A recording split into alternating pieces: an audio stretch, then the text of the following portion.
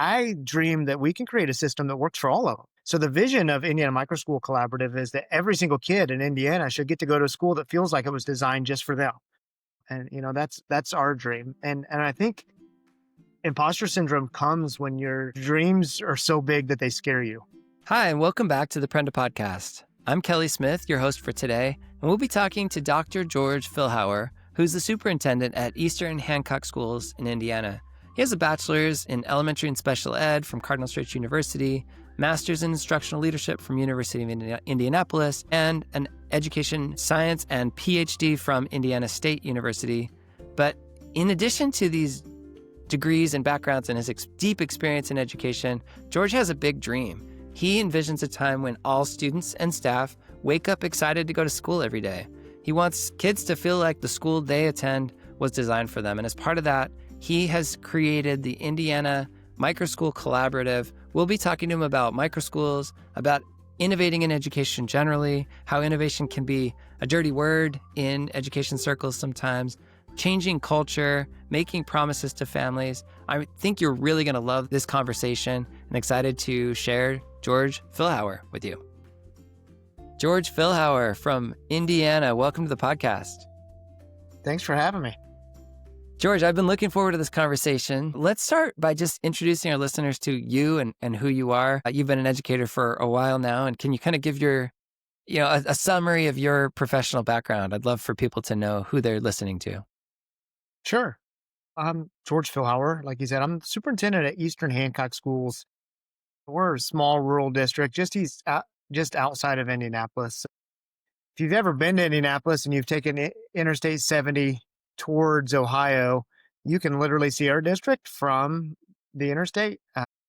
However, we're rural enough, you can't really get there from there. So we're kind of out in the middle of nowhere. Okay. 40% students come to us by choice. So in Indiana is open enrollment. Kids can go to school pretty much wherever they want. And 40% of our families drive to our district from out of district. Prior to being at Eastern Hancock, I was at Western Wayne Schools, which is closer to that Ohio area. I was superintendent for the last 2 of the 13 years that I was there. When I was a teacher, I was a special education teacher. And yeah, I've just been an educator my whole life. I've lived my whole life according to the school calendar. I've never lived a year, since I was 5 years old that was not a part of the school calendar. So just a lifelong educator. Love And again, it. couldn't be more excited to be here. Yeah, a couple things kind of standing out as you kind of tell your story. One, nobody does special ed in particular. Really, no one does education at all without really caring a lot about kids. So that's coming through in the way you're talking about your background, and I appreciate that. The other thing is innovation. And I think, some people don't think of school districts as being innovators. I think this point that you say 40% coming to East Hancock School District from, I'm guessing, from the city. I mean, are they driving out from Indianapolis or coming from other places? I mean, that's interesting. Yeah, mostly not Indianapolis. We're 40 minutes from Indianapolis, so that would be pretty good drive to get to school, at least from where we are. But they come from the neighboring districts. Yeah.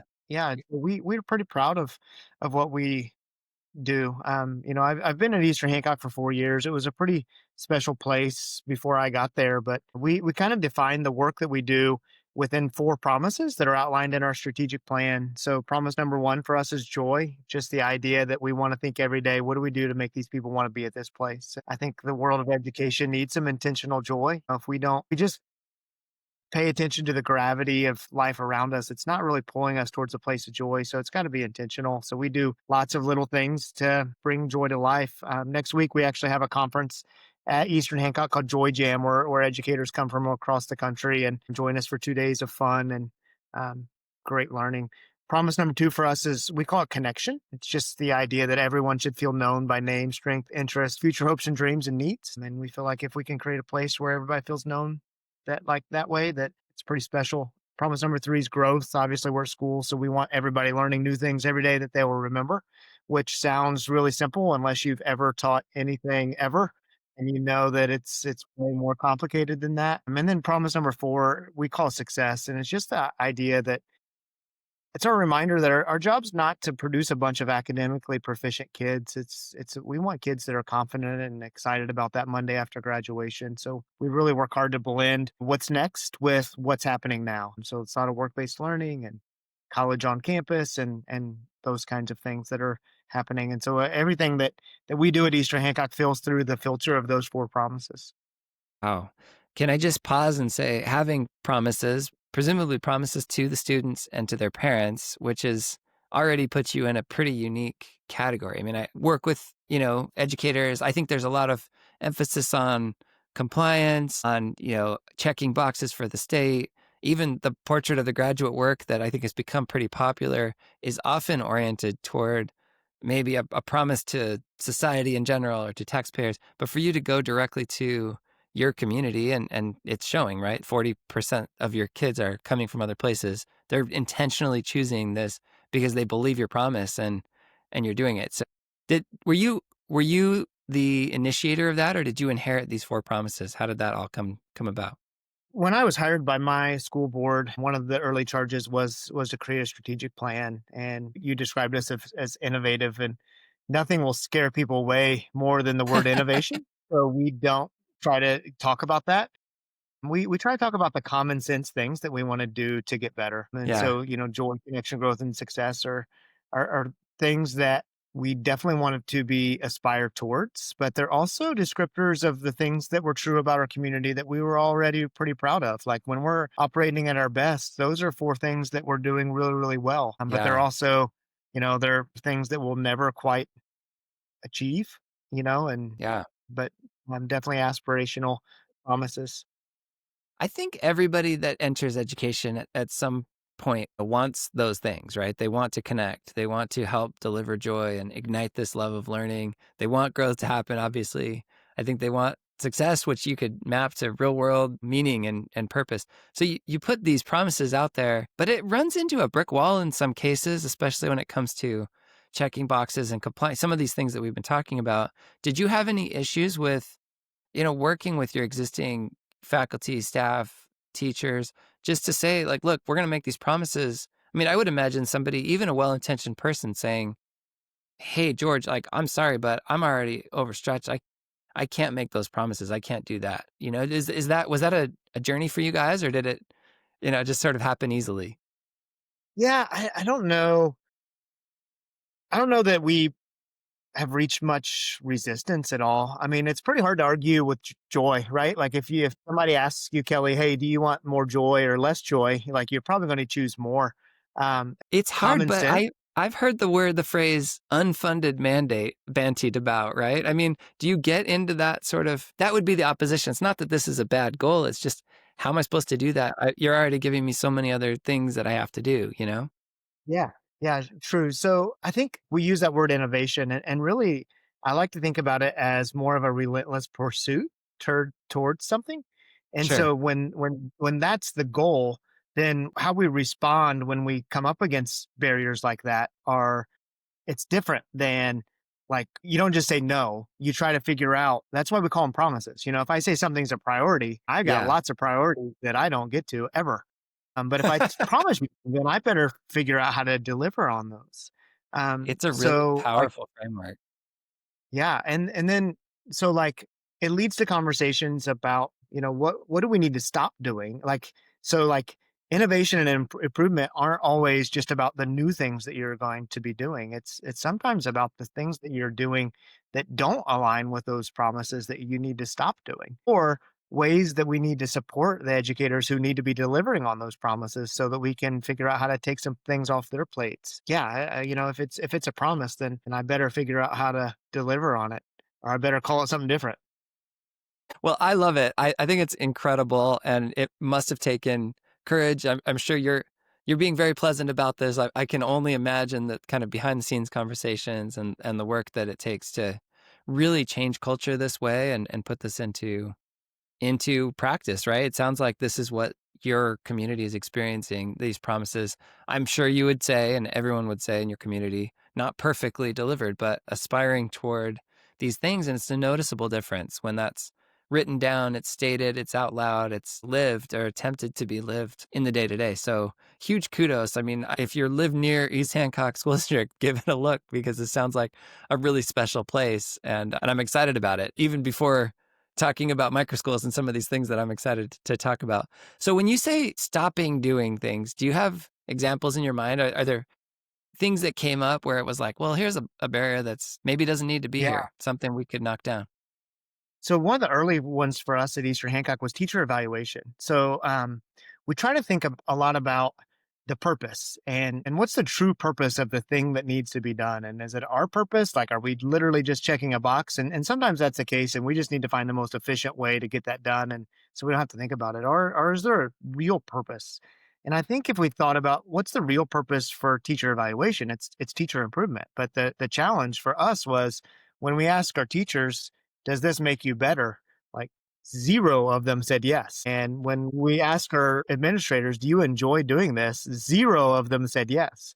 So we decided to reframe our teacher evaluation model, and we don't ever have a scenario at Eastern Hancock where somebody goes into a classroom and gives a teacher a number based on whatever the performance was that they saw during that time. Our teacher growth model was all built on teachers taking a look at our instructional framework and setting goals, doing some reflecting, and then setting goals based on that. And then they get their points and for the end of the year evaluation score just based on their willingness to have an honest reflection, set goals, and make progress towards those goals. So that was one of the things that we needed to stop doing. We needed to stop that silly checking the box process for teacher evaluation.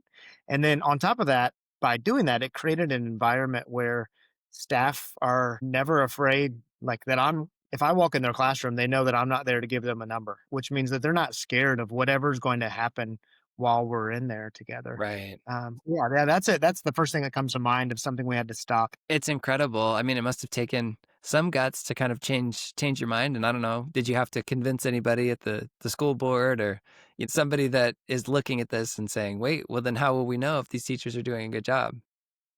So we're blessed with an incredible school board that loves our educators and loves our community, and they put lots of trust in our leadership team to make the decisions that are going to continue with the results that we're getting. George, I just got to say, I work with people that are strong leaders that cultivate and foster a lot of trust. And, you're sort of, you're saying all of the things, right? Like deferring to the board and the educators. And it feels almost like magic. I mean, clearly you're doing something right. And it sounds like a very high trust environment where, yeah, teachers are happy and they're able to succeed. And now that if you take away some of that existential fear, which I think is in recent years is school choice continues to grow. Parents are now a customer. We're not used to thinking that way.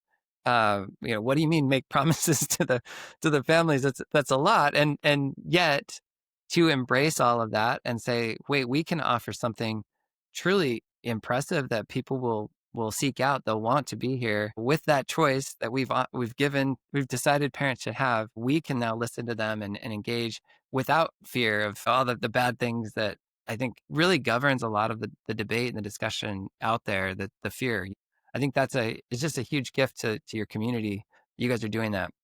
So let's talk a little bit about innovating. I mean, I think you've had some rounds of this, but particularly want to get to the story of this idea of the district hosting microschools. As you know, microschools are a phenomenon.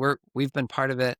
We've tried to work with districts. We have not been very successful. We've had some examples of really innovative school leaders who have worked with us, but oftentimes it's just for a combination of reasons it hasn't clicked. And so I'm very intrigued by you stepping in and your staff and your team saying, let's do microschools here at East Hancock. So I really want to understand where the idea came from and how you put it into practice.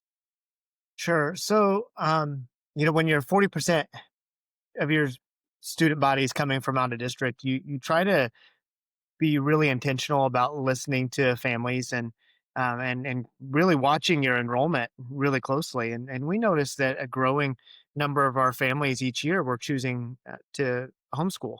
And that reflects a national trend that we're all aware of a growing percentage of families. We decided that we wanted to invite families into a conversation, not like to try to recruit them to come back to our school, but just to learn, what kind of education were they looking for that we weren't providing. And in the end, after a year or so of lots of conversations, we learned that they weren't really interested in homeschooling. Some were, but like not all of them. Yeah. They were just looking for something different. And in rural Indiana, especially, there's not another option. So there seems to be like a continuum of choice, and all with it they had the option was the polar ends of the continuum. So the traditional public school or homeschool, and there was no other options between the space. So that led to us having some almost like design thinking conversations with my board around, what if we figured out how to step in and provide those spaces in between. And in Indiana, the way to accomplish that was through a charter. We could have a um, started a charter school within our district, which would allowed us to offer sites within our district boundaries. But we decided to think a little bit bigger. So we got authorized by the state charter board, and we got authorized as Indiana Microschool Collaborative is our school name. So it's a statewide school. So I currently have two boards that I kind of work for. I've got a 501c3 board where the charter work falls within, and then my local school board serves obviously as my major employer. But those boards work together; they're collaborative but separate. So there's a 5-member school board. Two of those board members are on the Microschool Collaborative board, and that board is currently made up of 6 individuals. So those 2 individuals are a minority of both boards, which allows those 2 organizations to work well together, but not necessarily, be the same governing body. So the Indiana Microschool Collaborative can launch learning sites around the state of Indiana, and we've launched one, or we're planning to launch one here in the next few weeks when school starts in our area. I'm at a local campground that kind of sits dormant throughout the school year. Our capacity as we got ready to open was 50, and we've got 50 kids signed up and a waiting list beyond that. And then as we start to think about the 26-27 year and beyond, we're planning to launch multiple learning sites. And the way the collaboration works is I'm learning that most micro school founders are very interested in the education side of doing school, but not so much interested in payroll and, the back office, business management and that kind of thing. And I've got an office full of people that are wonderful at those things. So our intention is for the Eastern Hancock office to help with that side, and then support micro school founders as they launch new sites all over the state. And so we're really excited about what this could look like in lots of ways. Yeah, it's amazing. So tell me a little bit more about this site, the location. You said it's a camp? Yeah, so it's called Nameless Creek Campground. It's a youth camp that they're actually having summer camp there right now, and we'll have 50 kids on their campus, at least 50, all school year long. It's beautiful, uh, kind of out in the middle of nowhere. Yeah. Got some a couple buildings on site that are just ideal. When we were first dreaming about what this could look like, we were envisioning churches and that kind of stuff, which would be incredible. And then this site, which we've kind of known about for a while because it's in our area, but we didn't really put two and two together that this could be the site that we were looking for, and it's truly ideal. So the parents are thrilled. They've got outdoor activities, you've got nature around, but there's also buildings that are amenable to sitting down and getting some learning done. What else is different about this micro school relative to, and by the way, 50, we call that a mini school. We typically think of that as a little bigger, but I don't know. Tell me a little bit about the model and how you're thinking about education. Like, if I'm a parent, why am I choosing this versus one of the great schools where I'm promised joy and connection and all the other things? Yeah, and what's been really interesting watching where the enrollments are coming from, and very few of them are coming from Eastern Hancock. They're, Okay. families that were choosing homeschool or choosing an online virtual school, is where the majority of the kids are coming from. So as we were dreaming, we really struggled with what grade levels first. Like, how do you grow this? And as we talked to families, we realized that most of them weren't interested in kid by kid choices. They wanted to make a family choice. And once you involve 4 or 5 families, you've kind of got the continuum of education. So we wanted to our first site's K through 12.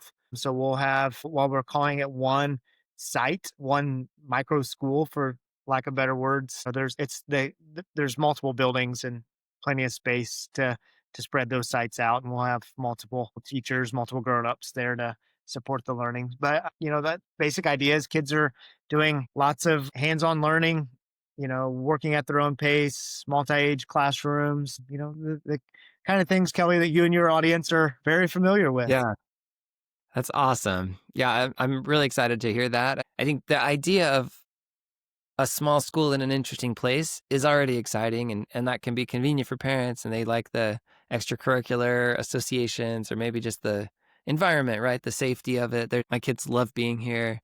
We've chosen adults that are expert at cultivating connection and things like that. So you're already in a good spot, but it does feel like a missing opportunity when sometimes I'll run into these where it's like, okay, we got 10 of us and we're mixed age or whatever, but everyone sit down and we're going to do this lesson and you guys listen to me. It's a great opportunity to personalize this to help kids take ownership, and we believe that really unlocks this passion, this love of learning that's just different than what I experienced. Even though I was good at school, I did not grow up loving it or being particularly happy to be there. I just sort of went through the motions. So I think that's beautiful that you've taken that opportunity, and I'm excited to see what comes of it. Incredible that you got full right off the bat. So you either have great marketing or it's just a really desperate need in your community for options. Yeah, we're really excited. From a change management and a leadership standpoint, we're on this relentless pursuit from the inside of shifting a traditional building to be deliver on those promises as much as we possibly can, and that's a process that takes a while. And we think from there, if you can plant something that's proximately close enough that you can almost see, it gives you something to look at and learn from. And our best hope is that Eastern Hancock can learn from those organizations that are popping up, and vice versa. That there are things that are happening at Eastern Hancock that probably those microsites could learn from and use as they grow. And that so it's Indiana Microschool Collaborative, and the microschool word is pretty important, but the collaborative piece of that is also extremely important because I would imagine that the life of a microschool founder could be pretty lonely. Yeah. Like, the idea of having a network of other micro school founders that you can learn from and lead with would be pretty powerful. Yeah, I think it's maybe my bias. I came into this with and I think you mentioned a lot of people are strong on the education, weak on the business. I was maybe stronger on the business and tech. I had never been a teacher before when I started a micro school in my house. Now, 7, 8 years ago. So getting to that point where where it's like, okay, I'm going to do this. I really felt like, man, people are going to need a lot of help on, the resources, curriculum, the learning model, and the business side, how to enroll kids. And we got good at all of that. And then I'll go tell it to people so excited. Like we've helped 1,000 people start micro schools, and I'll have this conversation where it's like, look at all these things we've built for you. And then they're like, yeah, but, and then I'll show them our community, and it's literally just pull it up. Like there's this constant discussion of people talking to each other. And here's like the training and how to engage and what happens. And people see that and they're like, oh, I'm not alone. And I think your intuition is absolutely right that it can feel it can feel like an isolating, lonely thing. And you're doing something different and people are looking at you funny in your community. And so all of a sudden now it's like I'm not weird. There's lots of smart people doing this and I'm part of a movement or a group. So I love the idea of the collaborative and sharing resources. I mean, in fact, I want to help however I can. I mean, I love what you guys are doing. I would love to see this grow. Yeah. So tell me a little bit about the educators. How did you find the actual adults that will be on site? Yeah, the first one actually came from within Eastern Hancock. Okay. She's a special educator that was just kind of interested in doing something different. Also, was one of those people that had leadership attributes that kind of oozed out of her that, but didn't really want to be a principal. So when this opportunity came, she, was really interested. And then the other hires that we're in the process of making right now have come from within. And we're learning that a lot of the families that were choosing to think differently about their own kids' education were educators themselves. And so the rest of them are either coming from certified educators or non-certified employees who just are interested in coming and helping out. We did very little job posting outside of the community of people that have signed up to be a part of the conversation. Wow. That's actually a really exciting phenomenon. I keep finding these people too. I think they're kind of quietly existing in the wilderness. They don't really have a place in the mainstream. I mean, they're often good at their jobs, but they have this feeling of, what if we really shook things up or did it differently? We could strike a much larger impact and activate some of these, what you call non-cognitive benefits of a real true learning environment. Those people are great. And when they see, oh, I can actually make the school of my dreams, like really do it and not just do it eventually, but do it now. I think that's the difference between microschools and some of the older rounds. Like charter schools were awesome and you saw people like that step up, but it's a enormous lift, to prepare a charter application and get the building and get everything off the ground. It's multi-million dollars. And so it takes years and lots of money and only a few of them get to do it. So for people that maybe don't want to jump that hurdle or can't jump that hurdle, sounds like you're finding those folks right in your community. And I love, people ask me a lot, who are the people that start microschools? It's like, are they parents or are they educators? It's increasingly both. They're, they taught forever. They're really strong educators, but they also are asking the hard questions. What do I want for my child? And that can lead to potentially different outcomes. So this is exciting, George. I can't wait to see how this goes. And I need to get out there and visit you guys and see this beautiful camp.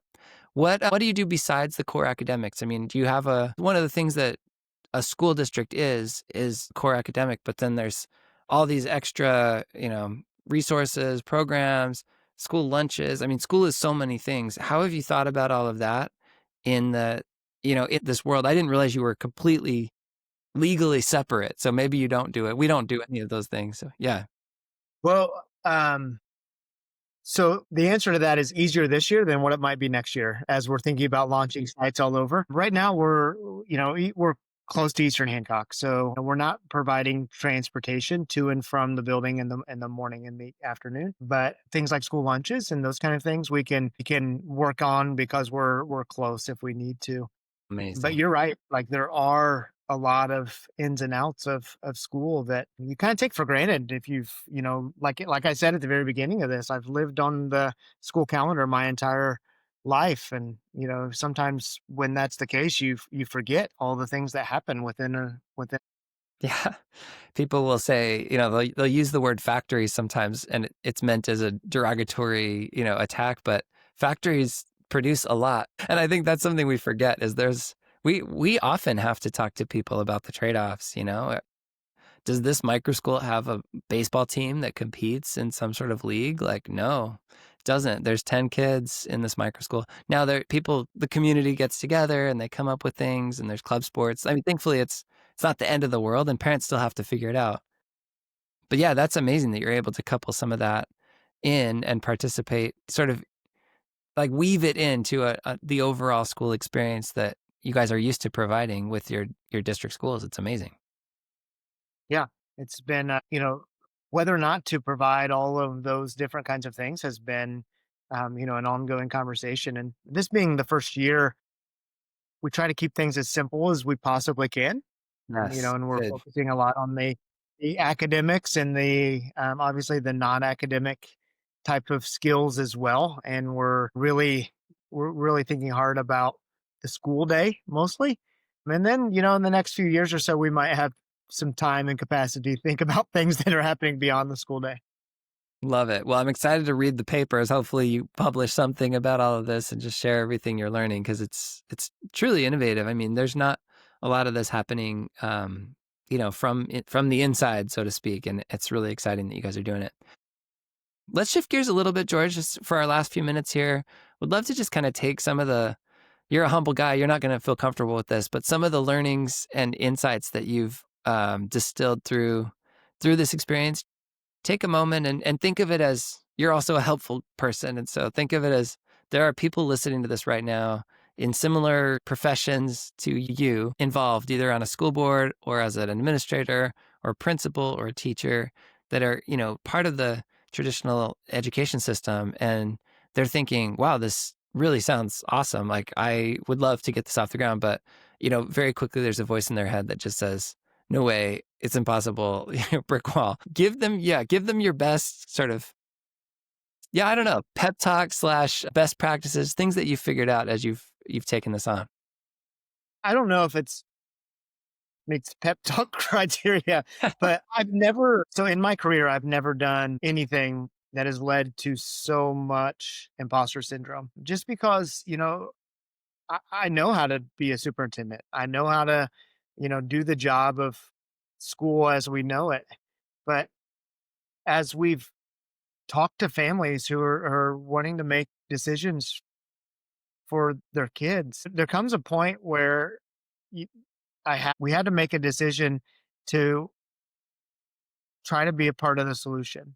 And so I think, I know I'm blessed. I've got a board that's very supportive that makes being courageous easier than some of my colleagues probably have. Because I know I've got an extended contract. I've got tremendous support from my school board, and my livelihood is not at risk by making this decision. But I think just I don't know, find the people that are crazy enough to dream with you. So for me, I've got a friend who's on the state school board. He's also on our board now, named Scott Bess. I've got a friend named Kim Rear who works really closely with Scott. The three of us did lots of dreaming about what this could look like before we actually spun it up. I've got a couple of board members that were really, really interested in helping me think about, the business side of this. They're not educators, but they're business people. And I think find the people who are, just maybe as crazy as you are and would be interested in joining those conversations. And, I would invite anybody that would meet that criteria to, they can reach out to me anytime. I'm happy to chat with anybody who wants to join in these conversations.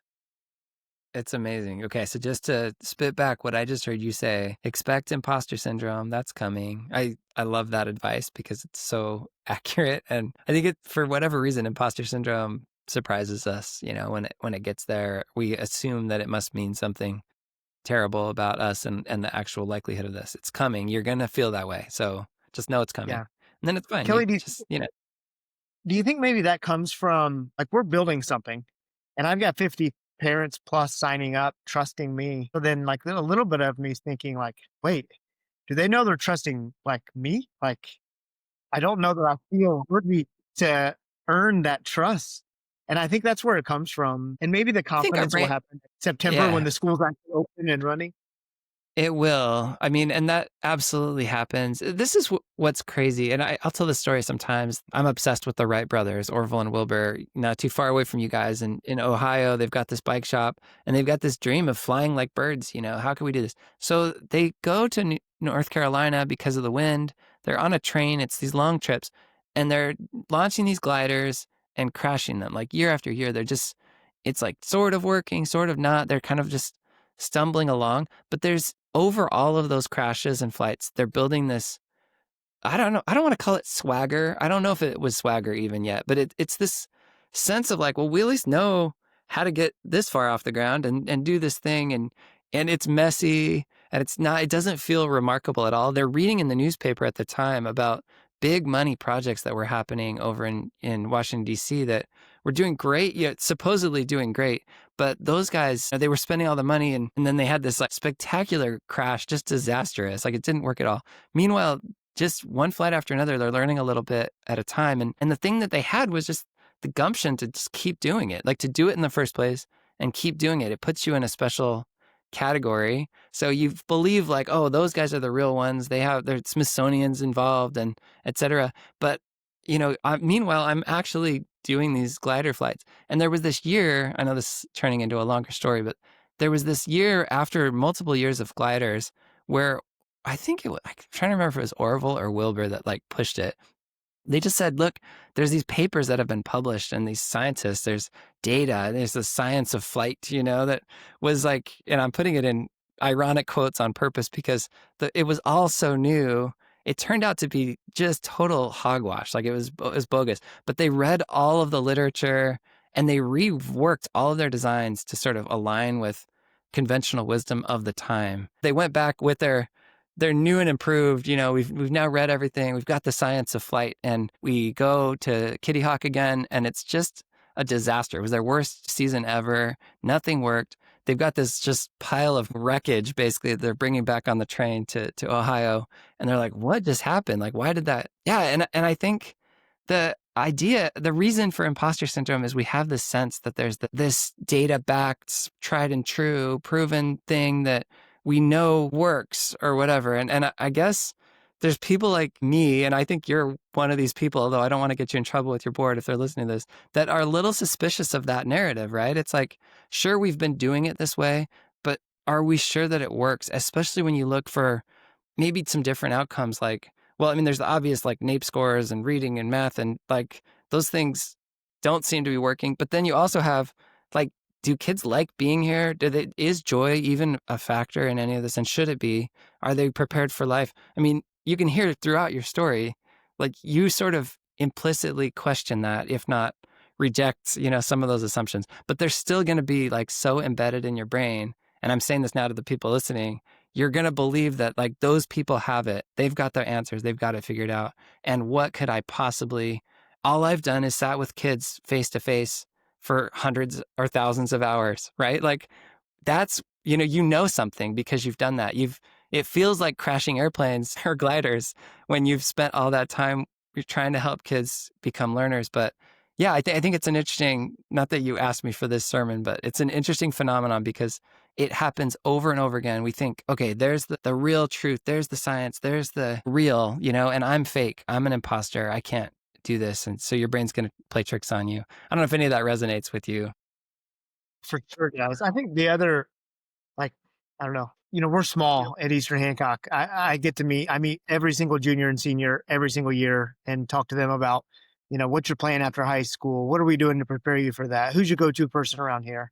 And when you're that small, you get to know individual kids. And so when that happens, you see which kids that, we talk about the word works often. And sometimes works means enough kids for the grown-ups not to feel bad about. But like I dream that we can create a system that works for all of them, like that we can Mm, find a way. So the vision of Indiana Microschool Collaborative is that every single kid in Indiana should get to go to a school that feels like it was designed just for them.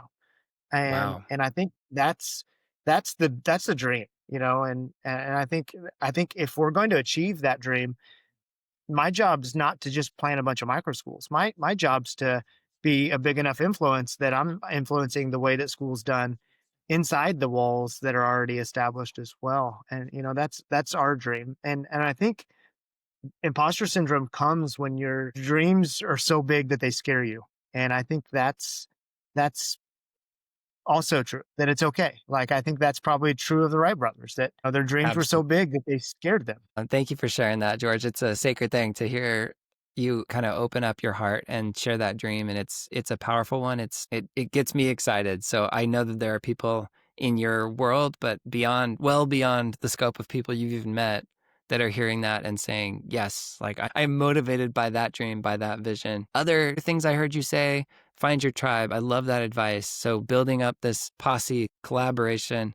I think you did that twice. You did that once by really listening, which is just such a breath of fresh air in, I think, a world where it's too easy to sort of just go with emotion, to listen to parents, to take them seriously, engage with the people leaving for homeschool and say, hey, like, just tell me about it. Like, what are you doing and why? And what are you looking for? And you learn so much by engaging that way. So you're building your tribe and your community. But the other thing you did was, you mentioned some of their names, some of these folks that are on boards with you, and these are big picture people that are willing to share a dream like that and feel motivated. So I agree that you're lucky. I also think that that never could have happened if you hadn't started with the dream and started talking about it. So if you're out there and you've got a dream, you maybe think it's not worthy of sharing, please share it. Talk to people, listen, and refine your dream, and then share your dream. And I think there's so much that can come from that. So that's incredible as well. Any other advice as we wrap this up, George? I think just do it. It's going to take all of us Just to, do it. if you're the kind of person that's listening to your podcast, it's probably the kind of person that's already Yeah. thinking about doing something and they just need to get going. Love it. Well, I wish I could spend more time with you, and I definitely wish I could come visit the camp. I want to see this center and visit your microschools. So thank you for the work you're doing. Thanks for taking some time to talk to us about it and share this. And we'll put contact information about the collaborative in our show notes. So if anybody's interested in kind of learning more about George and the work they're doing in Indiana and hopefully far beyond. Thanks, George. Thank you so much. The Kindled podcast is brought to you by Prenda. Prenda makes it easy to start and run an amazing microschool based on all the ideas we talk about here on the Kindled podcast. Don't forget to follow us on social media at PrendaLearn, and if you'd like more information about starting a microschool, just go to prenda.com. Thanks for listening, and remember to keep kindling.